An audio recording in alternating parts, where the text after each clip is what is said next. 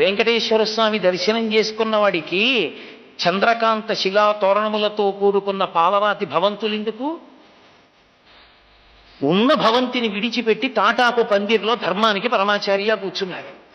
నువ్వు పరమేశ్వరుడి యొక్క దర్శనం చేయడానికి వచ్చిన వాడివి పాపావనాశనంలో స్నానం చేసి వెంకటేశ్వర స్వామి వారి దగ్గరికి కళ్యాణం దగ్గరికి వెళ్తే నీకు 10 మాటలు చొక్కాతి బనీంతి అని చెప్పాలా? సంఖలో సెగ్గెడ్డేస్తే 10 రోజులు సెలవు పెట్టి పూజ తిరుగుతావా? ఈశ్వరుడి దగ్గర కళ్యాణానికి 50 మంది చెప్పాలా నీకు? ఏమి ధర్మం? ఎలా ఉంటుంది ధర్మం ఉండమంటే? అదే ధర్మం అంటే. ధర్మం అంటే ప్రవచనాలు కావు, ధర్మం అంటే పూజలు కావు, ధర్మం అంటే దర్శనాలు కావు, ధర్మం అంటే ఉత్సవాలు కావు, ధర్మం అంటే శ్రీవారి వస్త్రాలంకార సేవ టికెట్ ఎన్ని ఏళ్లకు బుక్ అయింది కాదు. ధర్మం అంటే సభలో ఎంతమంది బుక్ పెట్టుకున్నారు. ఇక్కడ బొట్టుంటే ధర్మమునందు అనురక్తుంది.